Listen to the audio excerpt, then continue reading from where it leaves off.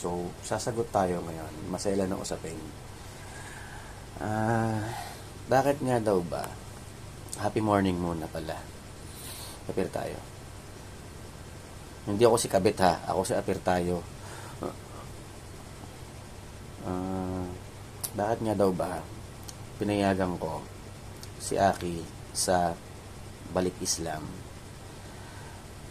Actually, hindi lang naman ako ang kinausap ni Aki dito regarding sa pagbabalik Islam niya.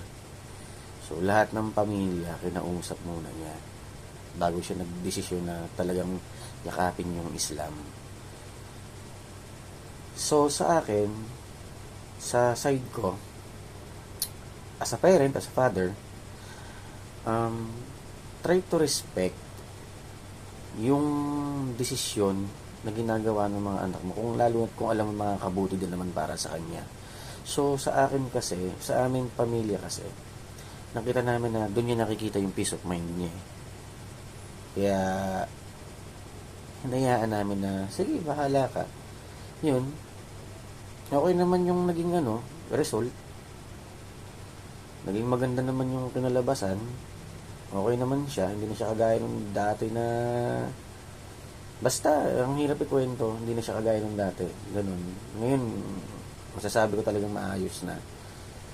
And yun, hindi ko maipakita sa inyo yung mga dresses eh. Ang gaganda kaya ng mga damit. So, nung mag-decide siya ng ganun, syempre, supportahan natin. Bumili kami ng mga yung mga damit-damit niya pagka-aalis. Okay na. So, yun lang. Gusto ko lang klaruhin na hindi trip-trip yung ginawa na yun. May desisyon po yun. Hindi yung trip-trip. Niyakap talaga niya yung Islam. Kaya, hinayaan na lang namin. Tsaka nandun yung peace of mind niya. Ayun na lang. Huwag na pong gawa ng issue. Yun lang yun. Thank you.